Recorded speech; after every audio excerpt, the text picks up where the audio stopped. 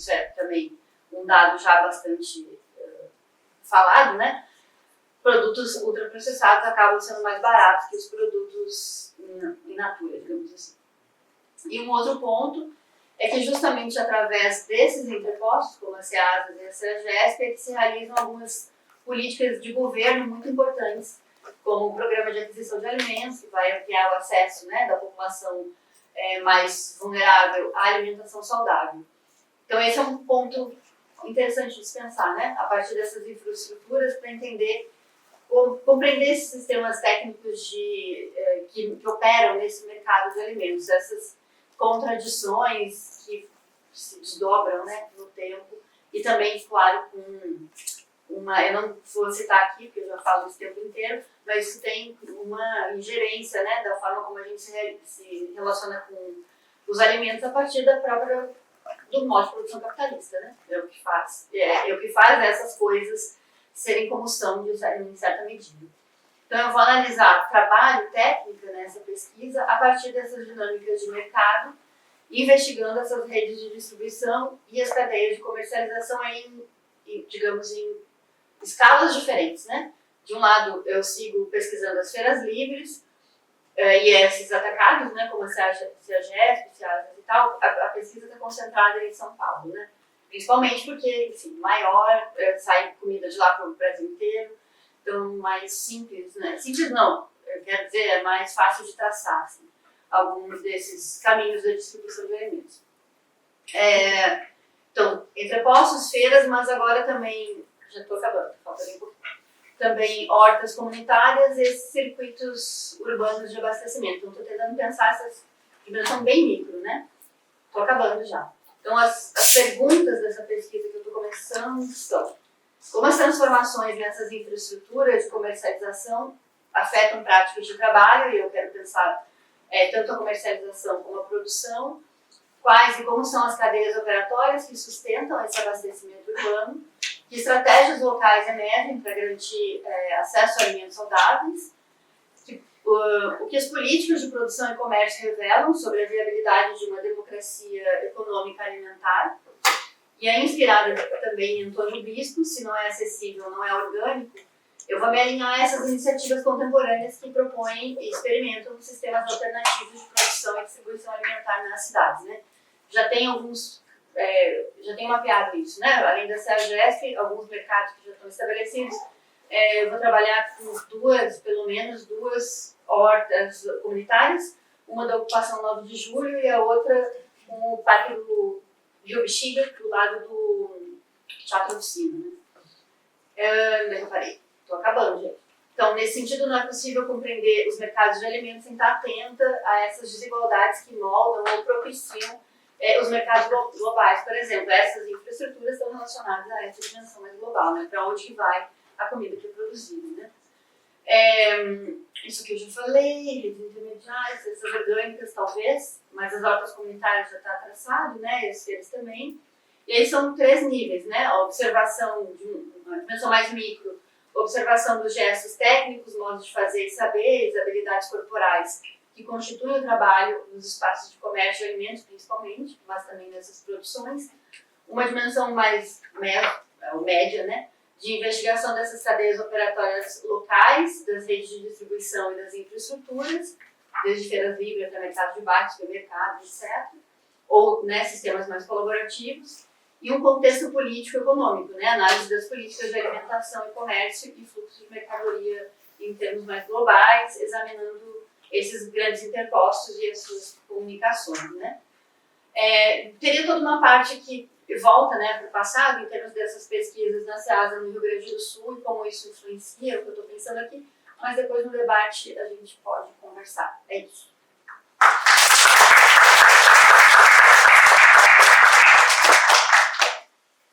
Então agora a gente vai passar para os comentários que vão pegando e daí depois a gente abre para perguntas, tá? Certo. Então, boa tarde a todo mundo.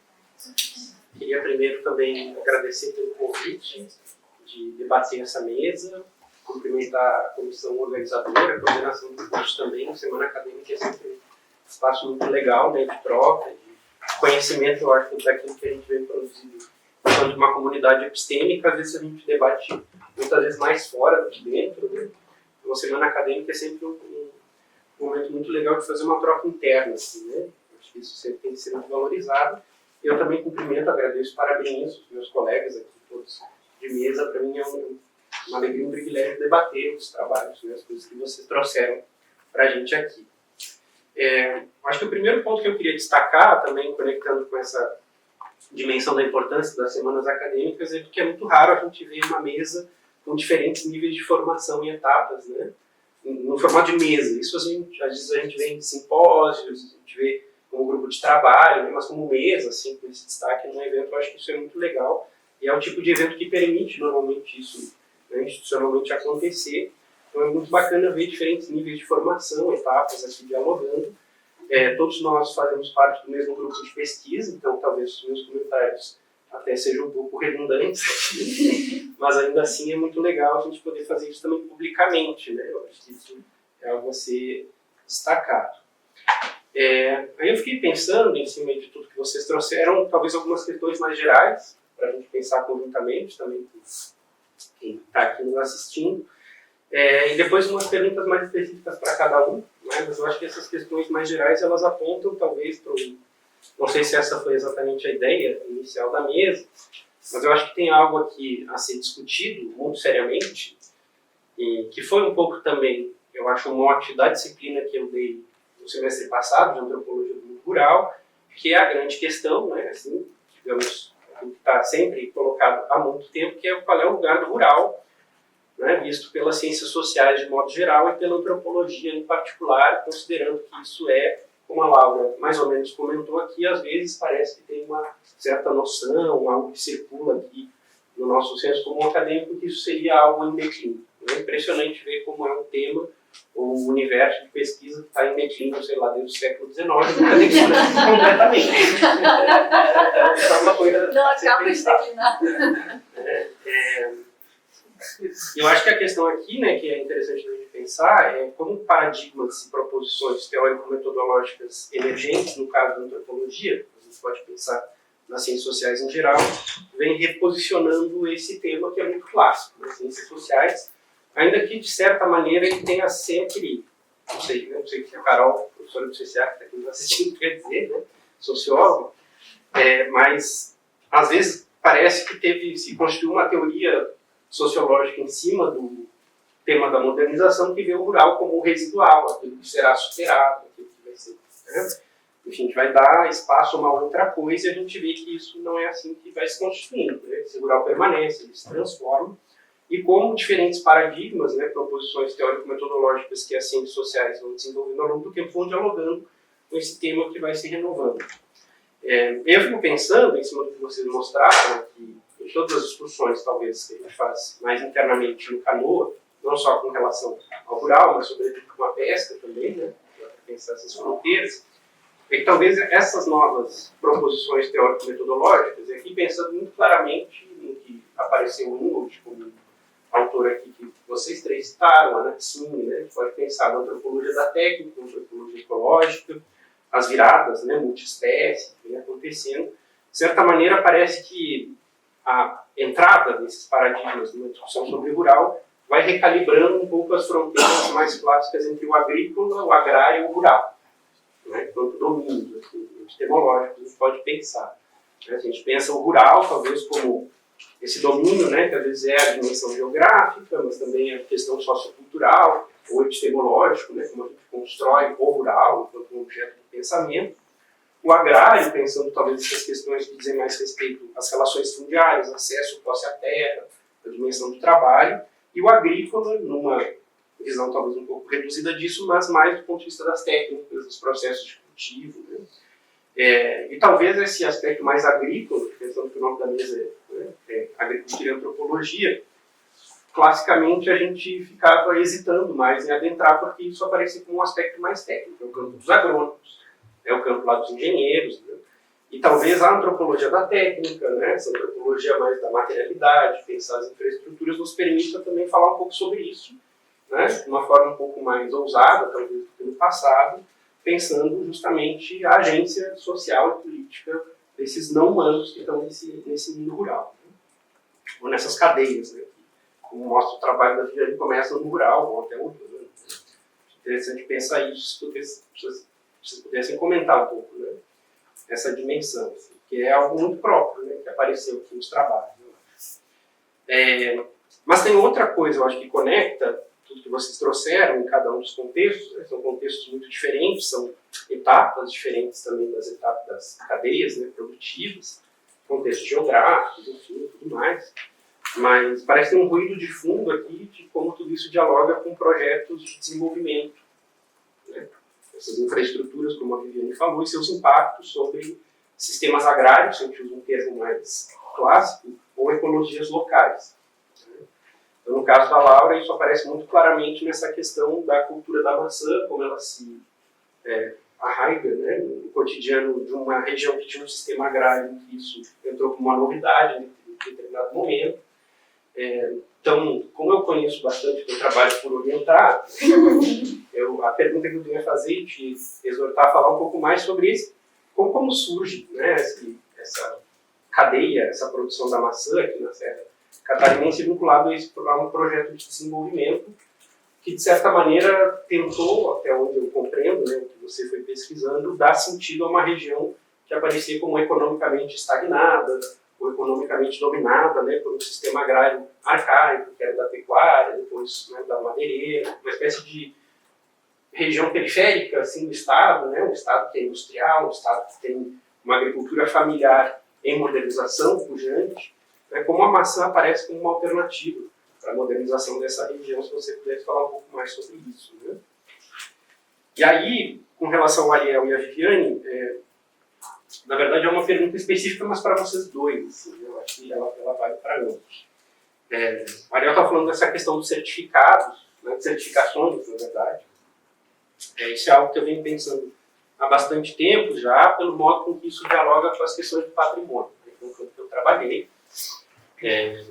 Já falei sobre isso diversas vezes, né? Assim, quem já foi meu aluno lá em mundo rural e agora em alimentação vai ouvir de novo, mas muitas vezes, em alguns casos, as certificações, esse tipo de certificação orgânica, certificação geográfica, quando incide sobre o mesmo contexto que tem um processo de patrimonialização, de registro, às vezes esses instrumentos eles se chocam. Né? Por quê? Porque as certificações, como você está dizendo, muitas vezes trazem esse pacote tecnológico que você tem que aderir, isso acaba criando novas desigualdades e muitas vezes os instrumentos do patrimônio acabam servindo como uma defesa daqueles que ficam marginalizados a isso para reivindicar alguma coisa. Mas isso não é sempre que acontece, porque às vezes tem o início do processo de patrimonialização na expectativa de que vai ser uma certificação dessas, de que vai ser um selo que vai estar lá no produto e os órgãos de patrimônio não fazem isso. Eles não conseguem fazer isso. Né? Então tem uma relação aqui com o patrimônio que é interessante, né? Acho que pensar sobre isso. Mas aí, conectando com o que a Viviane estava falando sobre infraestruturas, né, eu acho que está muito claro também um projeto de futuro. Ou seja, a certificação entra num contexto como nós vamos agora ganhar em escala com o nosso produto. Né? A gente vai conseguir comercializar isso para mais lugares, isso vai ter um destaque, né? Vai ter um peso simbólico diferente. Né? Então, de certa maneira, talvez esse pacote tecnológico, né, que vem com as certificações é uma infraestrutura nesse sentido. No caso da Viviane aparece muito claramente essas cadeias de distribuição, como elas vão se refazendo, vão se reorganizando. Está muito claro, né, a questão da infraestrutura nesse sentido de um projeto de futuro. Mas eu fico pensando, queria ouvir um pouco vocês, se a gente não consegue pensar, além da ideia de infraestrutura, essas coisas como dispositivo. Aí num outro registro, né, um registro mais biopolítico, uma coisa bem Foucault. Né, porque chega lá a certificação na agricultura familiar, ou nesses contextos, e vai modelar práticas, né, vai, enfim, disciplinar corpos, que não vão ser só os corpos e as técnicas, né, e os hábitos, enfim, dos produtores, mas também dos animais, das plantas que vão estar ali colocados. E da mesma forma, né, pensando no campo do consumo, da distribuição de alimentos também. Né, isso meio que vai fazendo corpos que consomem certas coisas em certos lugares, uma certa rotina. Né, pessoas que vendem de uma certa maneira. Então, a pergunta que eu tinha mais para vocês dois é se tem um rendimento, talvez, como dispositivo. Né? Vocês veem uma questão aí mais biopolítica, assim, de um governo, né, das populações associadas a isso. Né? Bom, de resto, eu acho que era basicamente isso assim, que eu tinha trazido como debate. Gostei bastante de Minas, e é isso. Muito obrigado.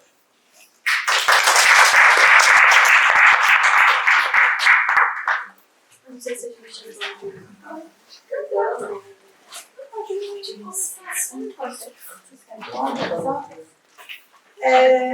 então, eu acho que essa foi uma das perguntas centrais durante o meu TCC, assim, entender o que é a maçã e essa cultura, assim, porque uma coisa não só por ser joquidense, mas também por depois estar lá presente e ver propriamente a vida dos trabalhadores do pomar.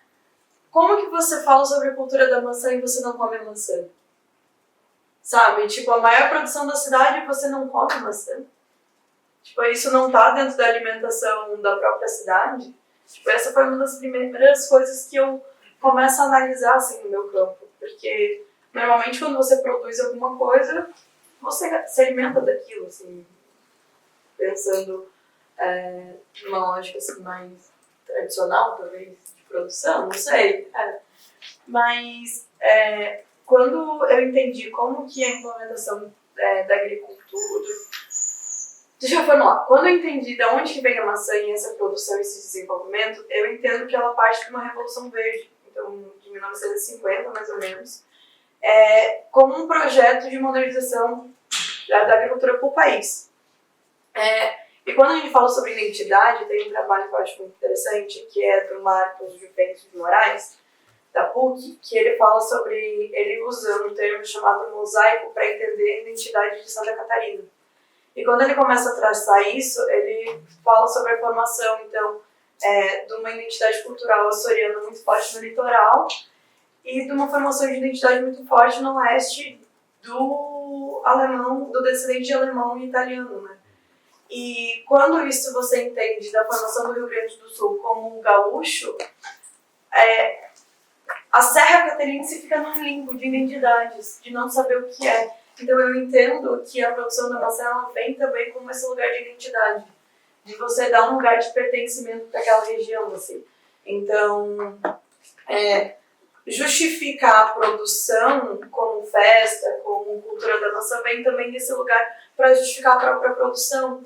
Porque quando você fala sobre agricultura familiar, geralmente você vem de um lugar de afetividade, de você falar sobre um cultivo que geralmente geralmente, né? Assim, cada caso é um caso, mas que normalmente já vem de um cultivo tradicional, de você... Por que você planta? Porque meu pai planta, porque meu avô planta, a gente continua utilizando as mesmas técnicas.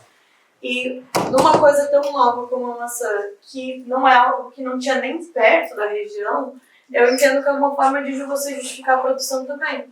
Porque é uma agricultura familiar, mas que ela tá inserida dentro do agronegócio, né? Eu acho que a gente tem que entender o mercado que está em volta da maçã. Ele está dentro do agronegócio. A produção de maçã ela é vendida para exportação e o dinheiro vem daí. Então, toda a forma de mercado da própria maçã entra um pouco nessa lógica de justificar também a produção dentro da própria cidade.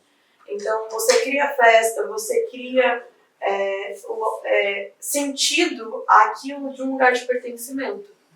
Então, não tem a ver muito com o indivíduo, mas com a sustentação da própria cidade. Porque quando vocês falam de técnica, uma coisa que eu vejo no meu campo é a modernização muitas vezes não é uma justificativa própria só para falar sobre você colher mais rápido, ou você plantar mais rápido, mas é também uma falta de mão de obra. Porque a própria cidade não consegue sustentar a mão de obra local.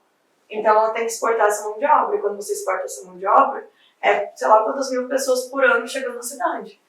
E uma cidade de 29 mil habitantes não sustenta o número de pessoas para a produção.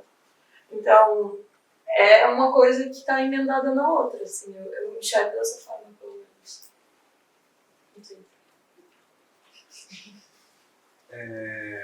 Sobre essa pergunta das certificações, né, sobre patrimônio, e eu acho legal também pensar a certificação, né, orgânica não só como regime técnico, mas justamente como o Caetano trouxe, né, profundidade como a tecnologia do poder mesmo, né? Mais trazendo assim, eu acho que o que dá para pensar um pouco sobre isso é uma reflexão que eu fiz no artigo que eu apresentei lá na RAM, que é da gente pensar justamente esse ambientalismo, né? Não como, na verdade, os argumentos do ambientalismo, ele, por às vezes desconsiderar esses arranjos, né, desses diferentes sistemas, ele vai se apresentar muito como um projeto jurídico normativo, na verdade, né? Que vai trazer as bases ecológicas, né? Mas aqui o ambientalismo ele vai aparecer como um projeto técnico também, né? E eu acho que dá para a gente trazer a discussão com o Carlos Salchuk nessa parte também, né? Que ele justamente quando ele vai falar sobre técnica, e eu acho que é algo que a gente propõe aqui também nessa linha, no Canoa, que é justamente pensar a técnica como, abre aspas, essa fala do Salchuk, ações e operações que estabelecem ou impedem certos tipos de conexões entre seres e coisas. Então, pensar a técnica nessa chave, né? Então, nisso, o ambientalismo ele vai não só ser esse projeto jurídico normativo, né, mas também esse projeto técnico. E isso vai justamente agir como uma tecnologia do poder, né? E eu acho que, se você quiser complementar... Posso. Obrigada, Caetano, pelos comentários e pelas questões. Eu vou tentar responder algumas coisas, ainda viajando um pouco, mas fiquei pensando no que tanto você e a Laura comentaram, né, sobre esse lugar rural na antropologia, esse lugar de declínio, e eu estou um pouco contaminada pela teoria antropológica que eu estou dando para o mestrado, né? E a gente passou todo esse início de semestre discutindo essa discussão da antropologia ali meio pós-moderna, do fim do outro, né, do fim do objeto da antropologia. E eu fiquei pensando se essa discussão na antropologia do mundo rural não tem um pouco a ver com isso também, né? Tipo, estão acabando os agricultores, tem uma globalização, uma modernização, urbanização, globalização que se desenvolve de maneira tão, né, eficaz que vai acabar com esse outro que seria o objeto da antropologia, no caso do mundo rural, né? Mas aí fiquei pensando que, claro, é uma forma de fazer pesquisa, né? Que também se transforma, isso que você falou, tem esses novos, sei lá, paradigmas, ou esse reposicionamento do tema acaba nos levando para pensar outras coisas, né? A gente não está mais tão, talvez, discutindo família, parentesco no rural, né? Ou as condições socioeconômicas dos agricultores e o seu declínio, né? Porque eu lembro que quando eu estava fazendo pesquisa lá na Ceasa, no Rio Grande do Sul, o Rio Grande do Sul, pelo que, né, agora eu já não sei mais se é assim, mas na Ceasa lá tinha o que eles chamavam galpão do produtor, né? Que era um galpão específico para pequenos produtores e não grandes, né, produtores, fazendas e tal. E eu entrevistei vários desses produtores na época e todos falavam a mesma coisa, né? Eu não quero meu filho nessa atividade, eu estou trabalhando um monte aqui para os meus filhos poderem estudar e fazer uma coisa que tenha valor. E eles falavam desse desvalor que a atividade produtiva rural tinha na sociedade. E lá, isso foi 2012, né? Entre 2010 e 2009, 2011, por aí, eu estava fazendo essa pesquisa. E lá naquele momento eles já estavam, eles olhavam, né, já para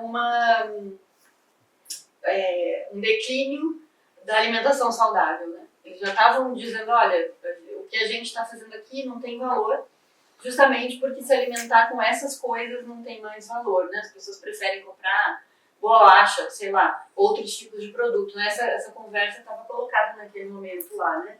Eles não quererem o filho deles lá, falava sobre que lugar que essa produção tinha, né? E claro, eu estava já pesquisando trabalho naquela época e eles consideravam que o trabalho, eu estava discutindo com a Marie France, só um minutinho. com a Marie-France na época, né? Marie-France Garcia Tapie. E ela falava justamente a importância dessa mudança, né? Ou dessa, não transição no sentido de deixar um lugar para ocupar outro, mas na importância que isso, uma transição entre o camponês e o agricultor, né? Para ela, o camponês era o cara da terra, enquanto o agricultor era esse que ia ter uma relação com o mercado e tal. E o quanto isso fazia com que eles ocupassem um outro lugar, né? Nessa atividade de produção. E aí eu estava tentando entender esses caras a partir daí. E eles já falavam naquele momento que fazer a comercialização era muito pior do que plantar. Ainda que as duas tarefas exigissem bastante do corpo deles, né? E aí nesse aspecto eles ficavam sendo um pouco contraditórios, inclusive, porque diziam, bom, aqui eu nem trabalho, aqui eu só vendo, então todo o processo de comercialização era desvalorizado por eles, como não era trabalho, né? Era outra coisa que eles estavam fazendo aí. Então acho que está um pouco nesse bolo, tanto como a antropologia, né, olha para essas atividades e como essa atividade, em termos sócio-históricos, ela também é desvalorizada porque a gente está se modernizando, urbanizando e tal, né? E aí a gente vai comer coisas que vêm, sei lá, de outros lugares, que vêm da França, que vêm da Argentina e tal. E isso parece que foge do escopo de produção, né? Vira só mercado. E para mim é importante pensar a agricultura a partir do mercado, por isso não é só, né, uma questão que é periférica, né? Eu acho que elas são completamente vinculadas, assim. Claro que não dá para fazer tudo isso de uma vez só, mas tem uma estrutura, né, para se pensar isso em termos de pesquisa mesmo. E aí, nesse sentido, acho que você tem razão, dá para a gente pensar essas infraestruturas ou esses projetos de futuro como talvez dispositivos biopolíticos, né, que vai modelar a paisagem, e eu fiquei pensando isso, né, porque o que está aparecendo nessas pesquisas, que não são as que eu estou fazendo, né, mas que outras pessoas têm feito com pequenos, médios e grandes produtores, é justamente isso, a constante adequação a esses protocolos de como é que você tem que produzir para poder vender, mas ao mesmo tempo você precisa se adequar climaticamente, inclusive, às mudanças que essa transformação gera. Então, o tempo todo é uma relação de risco mesmo, né? Teria que pensar um pouco, né, a partir de como a gente olha para isso. Talvez, para mim, para a pesquisa que eu vou fazer, seja mais fácil começar pela via do consumo, né? Esse dispositivo biopolítico que impõe certas formas de consumo porque é mais barato, mais fácil acesso, etc. Porque é mais bonito, né? Também tem uma dimensão aí de que nem todo alimento, né, da agricultura ele é bonitinho, você vai ter que escolher, né, de outro jeito. Então tem algumas contradições que precisam ser pensadas talvez nessa possibilidade de um dispositivo biopolítico, né? Essa ideia de uma alimentação saudável, guia alimentar do mapa, só que em contradição com outras políticas que propõem uma forma de alimentação bem menos preocupada com essa ideia de saudável, né? Aí. Tem uma questão que eu não toquei antes, é que isso tudo envolve resistência, né? Não é à toa que existem hortas urbanas, circuitos alternativos, e, em geral, essas resistências são populações negras que fazem, principalmente mulheres negras. Então tem um ponto aí bem importante para se pensar que essas alternativas estão sendo pensadas por uma população específica que há muitos anos também tem mais dificuldade de acesso a esses alimentos saudáveis. Parece meio louco, gente, mas tem uma estrutura isso tudo. E é isso. Alguém tem alguma questão? A gente pode fazer em bloco.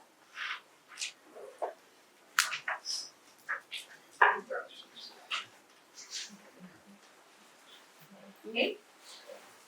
Obrigada.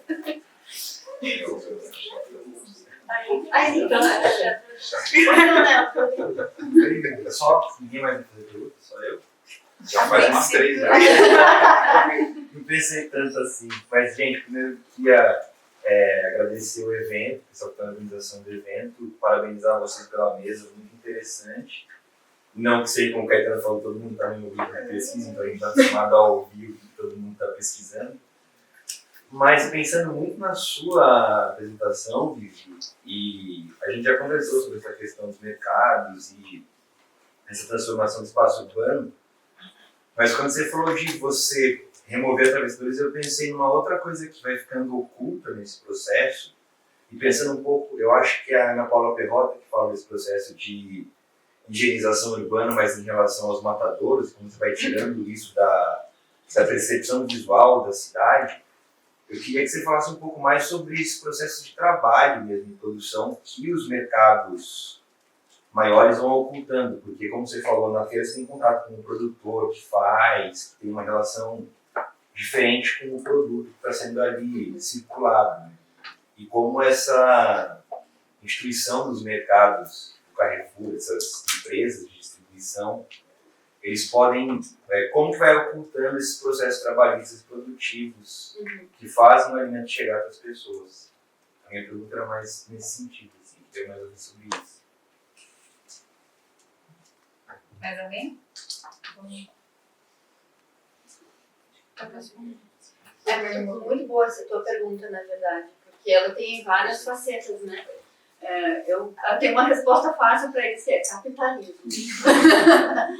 Que tem a ver justamente com você... Todo o processo de beneficiamento dos alimentos tende a deixar cada vez mais longe a tua relação com de onde vem aquela comida, né? É a mesma coisa do processo da água, né? Quando a gente estava estudando as infraestruturas de abastecimento de água, a relação com de onde vem essa água que eu estou tomando era muito diferente, por exemplo, entre as pessoas que a gente estudou que tinham na comunidade a forma... Eu estou indo para um projeto para falar, mas tudo bem. Nas comunidades que elas mesmas gerenciavam o abastecimento de água, elas tinham plena noção da relação delas com a água. De onde vinha essa água, quando a água estava boa ou não, né, o tipo de tratamento que era feito. E isso tinha um vínculo enorme com toda a cidade de Florianópolis. Era incrível, porque aí eles entendiam regimes de chuva, regimes de clima, né, quando está muito frio, pouco frio, está seco, não está seco. A relação com a cachoeira, e aí de onde vinha a água, né. E aí tem uma série de... Tem todo um campo semântico de se relacionar com a água que tem a ver com isso, né? Consertar a cachoeira, a relação com o cano, com a infraestrutura e tal. O que era muito diferente quando a pesquisa se voltava para situações aí, aspas, porque tá justamente o oposto do que o Caetano está falando, mais urbanizadas, né? Ou seja, onde você abre a torneira, vem a água e, sei lá, tá na caixa d'água, tá vindo do cano da rua, de onde tá vindo, né? Então, acho que tem uma série de mediações que fazem esse trabalho ficar oculto. E uma das mediações é muito louco o supermercado, né? Porque eles fazem uma série de acertos com os produtores e com os atravessadores, porque a maior parte, pelo menos da Carrefour e Pão de Açúcar, eles pagam por consignação, né? Ou seja, os negócios vão lá, os produtos vão para o supermercado, mas eles só pagam o que eles venderem. O que eles não venderem não é pago. E aí... Para que esses produtores tenham visibilidade dos seus produtos, eles também pagam pelo tipo de stand que vai ser exposto esse alimento. E aí ele tem, claro, não é aqui no Imperatriz, né, gente? Está falando do Pão de Açúcar, do Carrefour mais bonitinhos de São Paulo, essa pesquisa que eles fizeram. Mas vão pagar por esses stands que mimetizam uma relação mais próxima com o rural. Só que é completamente fake, né? É tipo uma aparência, porque até chegar aquela coisa embalada, aquelas 3 cenourinhas já descascadas, embaladas no isopor, aconteceu um monte de coisa que a pessoa que está comprando não faz a mínima ideia. Né? Então, você tem muitas mediações que tem a ver com embalagem, com beneficiamento, com o lugar que essas coisas estão dentro do supermercado. Se na feira já tem mediações, se a gente pesquisa feiras diferentes, por exemplo, as feiras que eu pesquisei durante o mestrado e doutorado eram feiras do bastantão, né, da abundância. E eram todos produtores, então eles tinham essa relação de fazer uma coisa assim, cheia de laranja, porque é isso que é bonito para os olhos do comprador. Já as feiras em São Paulo é diferente, é tudo, vocês já devem ter visto, né? É tudo mais, sei lá, uma piramidezinha de fruta. Tudo bonitinho, separado, que aí é outra relação, né, com esse processo de venda e de onde vem aquele produto, e já não são produtores nessas feiras, né? Tem uma diversidade de formas de lidar com o alimento que passa por muitas mediações. E pelo dinheiro, né? Pelo valor que custa essas coisas. Não é todo mundo que pode comprar o que está bonitinho ali naquele stand. Eu estou falando muito por cima, né, gente? Ainda tem um monte de coisas assim a serem vistas nisso. Se é orgânico ou não, ainda triplica todo o problema, né?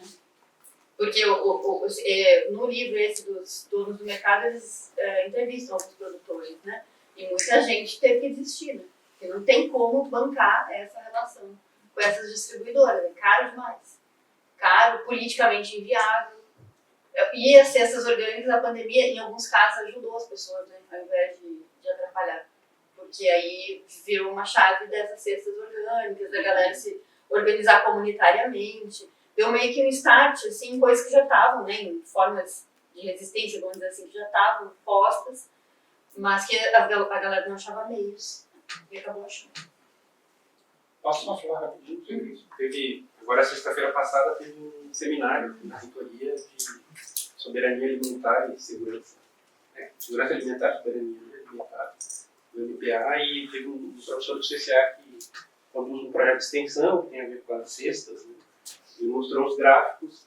Realmente, durante a pandemia teve um pico, assim, agora meio que está retornando ao nível pré-pandêmico, né, de utilização dessa cesta. Isso era um futuro possível, né? Isso podia talvez se estabilizar como hábito, né? Como consumo, ou não voltar a uma situação anterior. Eu acho que tem todo um ritmo de vida que a pandemia meio que estabeleceu, que favorecia a gente poder lidar com a comida. E agora a gente voltou para, assim, do ponto de vista do trabalho, né? O que, sei lá, o Ricardo Antunes tem visto, é que a pandemia, em certos aspectos, ela aumentou o ritmo de trabalho das pessoas, mas ela estava em casa, algumas privilegiadas, né? E aí em casa conseguiu dar conta dessa relação com a comida. Esse ritmo permaneceu. Ele aumentou e permaneceu aumentando depois da pandemia. Então a gente piorou a nossa relação com as coisas, com a vida, né, em geral, por isso. Então tem um rebote, né, dessa relação. Mas isso assim, ainda muito em geral, né? Gente, a gente está chegando às 4 horas. Seu Luiz tem uma pergunta? Mais alguém?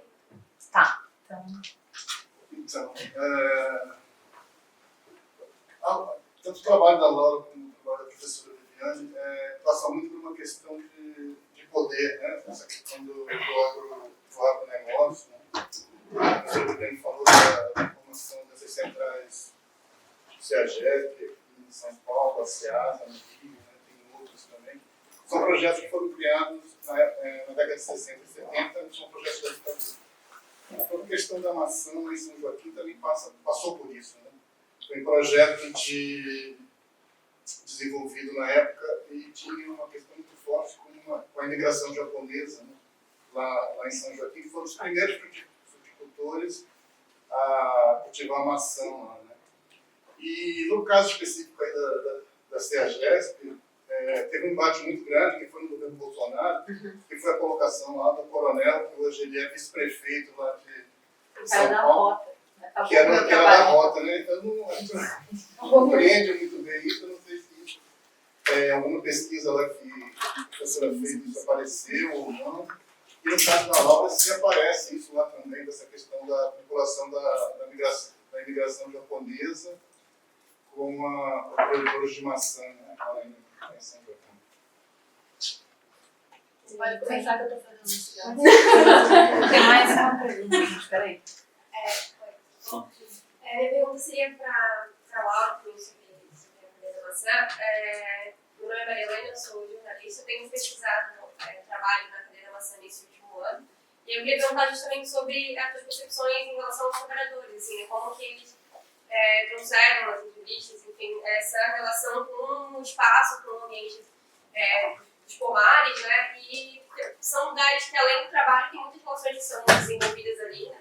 Nem sempre harmônicos, muitas vezes violentos, por esse distanciamento do seu local de origem, e isso também modifica muito ali as relações, a paisagem, como você está falando, da própria cidade, né? Inclusive tem partes que são habitadas por uma rua inteira só de pessoas de Pernambuco, ou Maranhão,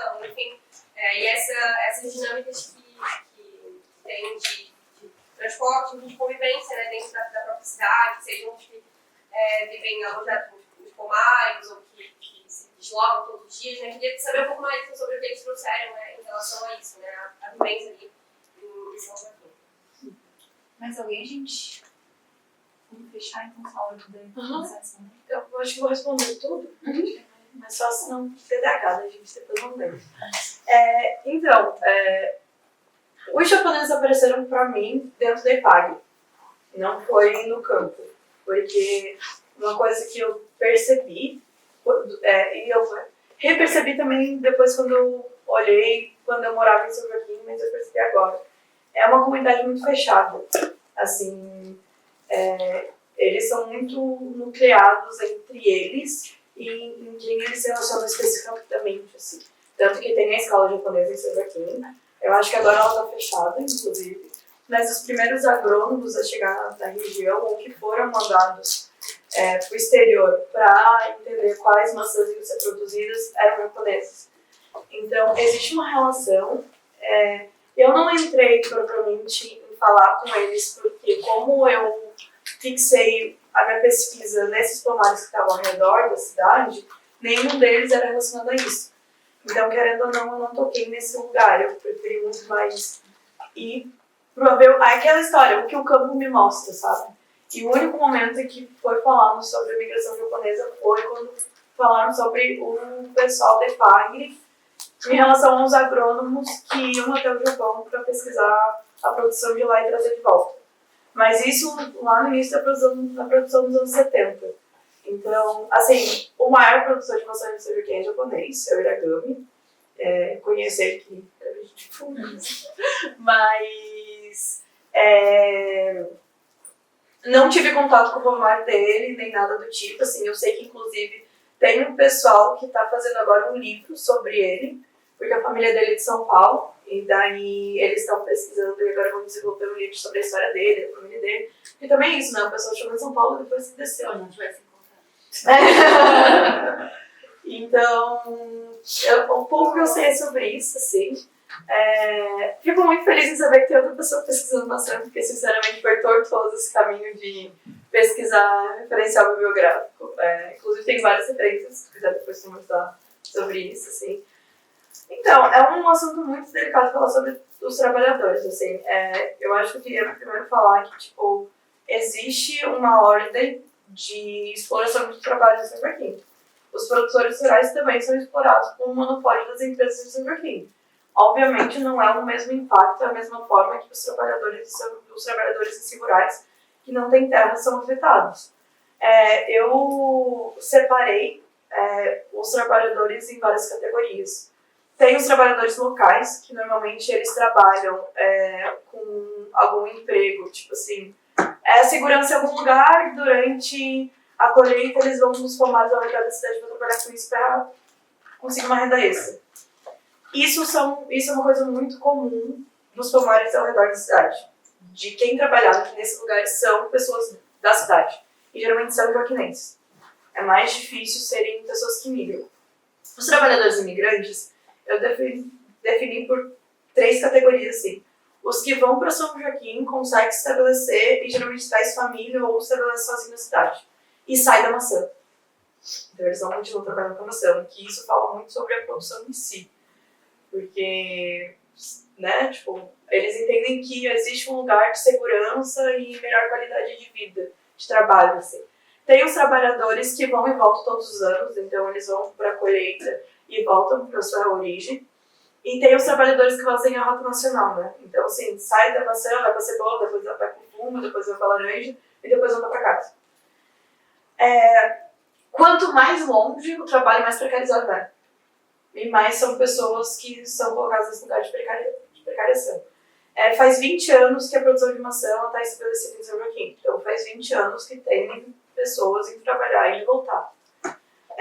Existe um lugar de hierarquia dentro do trabalho. Então, tem os gatos e os... esqueci a outra palavra.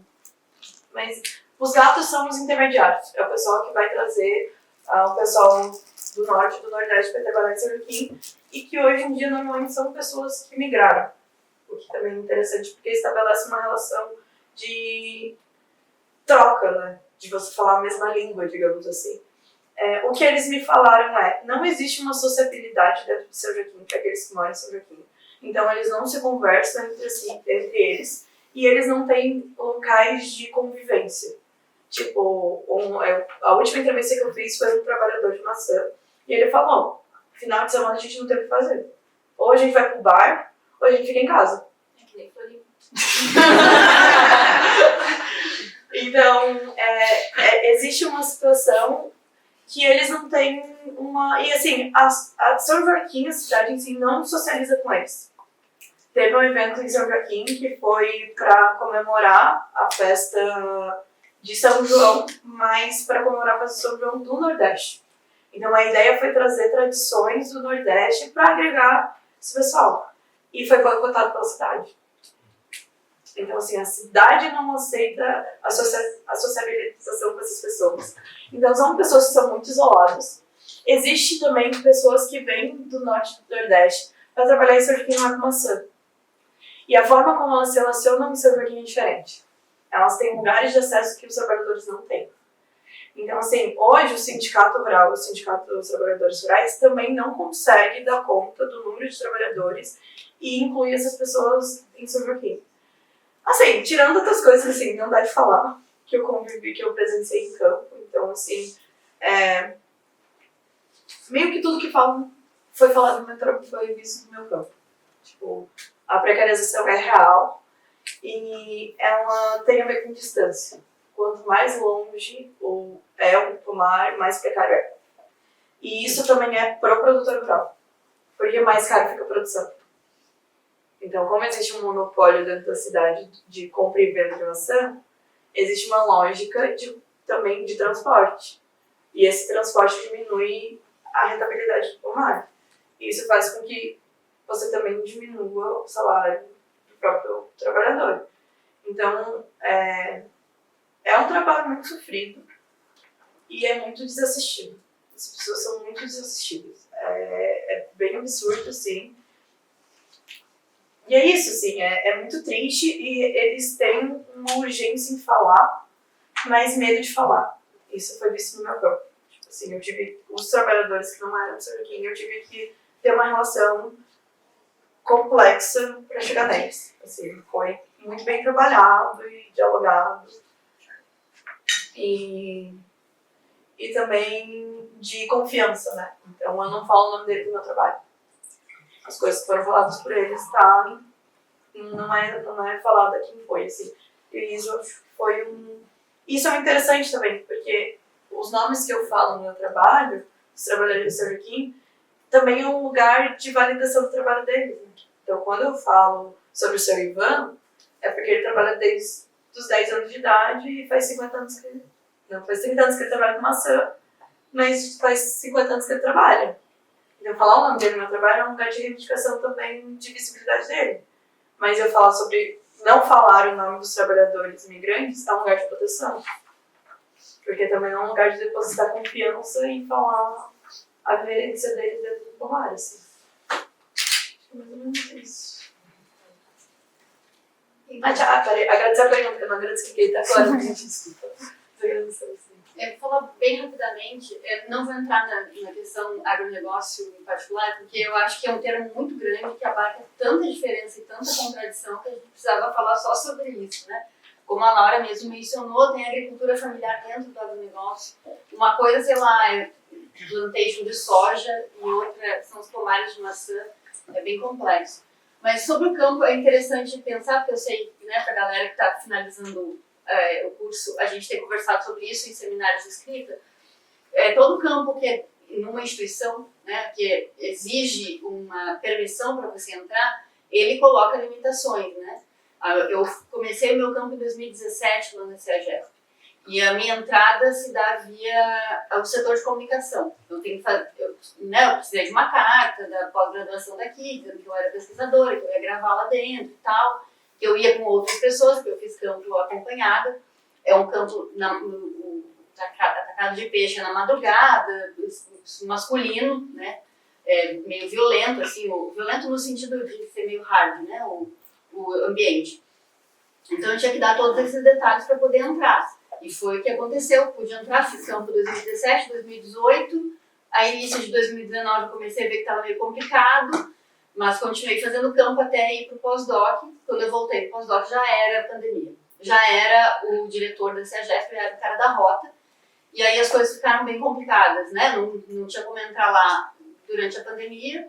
E depois da pandemia, quando eu comecei a pensar em publicar as coisas, eu tinha que passar pelo setor de comunicação de lá, né? Tudo que eu fosse escrever, publicar, e vídeo, qualquer coisa, precisava da aprovação da instituição. E é óbvio que eles nem responderam meus e-mails, né? Quando eu comecei a entrar em contato, mudou toda a equipe da direção. E, enfim, e aí eu larguei de mão, porque eu virei coordenadora da pós e minha vida virou um inferno. Pra que eu ia escrever mesmo, né? Não tinha a mínima condição, deixa pra lá. Agora, quando eu voltei a campo no ano passado, 2024, eu voltei a campo, e assim, estava tudo diferente, porque a direção é completamente outra, eles refizeram toda a equipe da direção de novo, ficou muito mais fácil, mas tem uma série de sinais desse diretor da rota lá, inclusive o cara super populista, óbvio, né? Ele fez uma escultura, porque na CEAGESP todo o trânsito de alimentos é feito por carregadores, né? São os caras com os carrinhos que têm toneladas de alimentos atrás deles, eles circulam o tempo inteiro.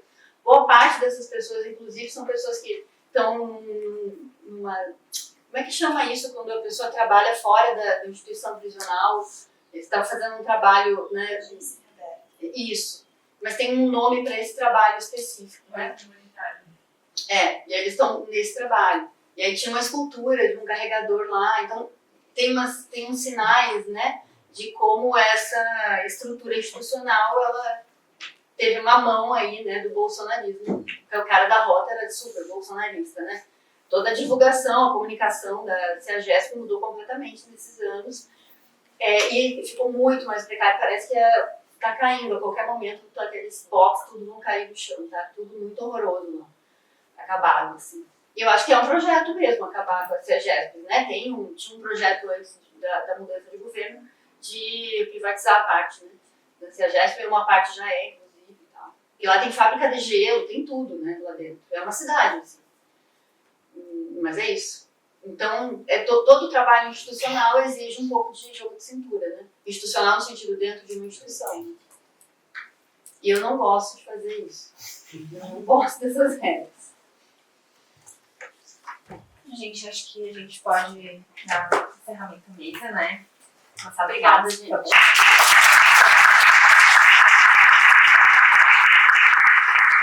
Eu queria agradecê-los, o que eu não fiz anteriormente, em nome do comitê, né? A gente ficou muito contente com a oportunidade de ter pessoas de diferentes níveis de formação, como o Caetano colocou, né? Eu acho que é um momento importante de troca, assim, né? Ensaiar uma paridade, assim. E, enfim, a gente vai deixar uma lembrancinha para vocês, do comitê. Agradecer também a todo mundo que veio prestigiar a mesa. Agora a gente vai montar um cafezinho, então quem quiser ficar, tomar um cafezinho com a gente agradece. E para a próxima mesa. E sim, vou divulgar a próxima mesa, que acho que na 4h30, mais ou menos, vai começar uma mesa de antropologia da técnica e pesca, né? Com a Beatriz Deboff, o Rafael Devos e o Gabriel Coutinho. Então, quem quiser ficar na sequência, a gente agradece. Muito obrigada.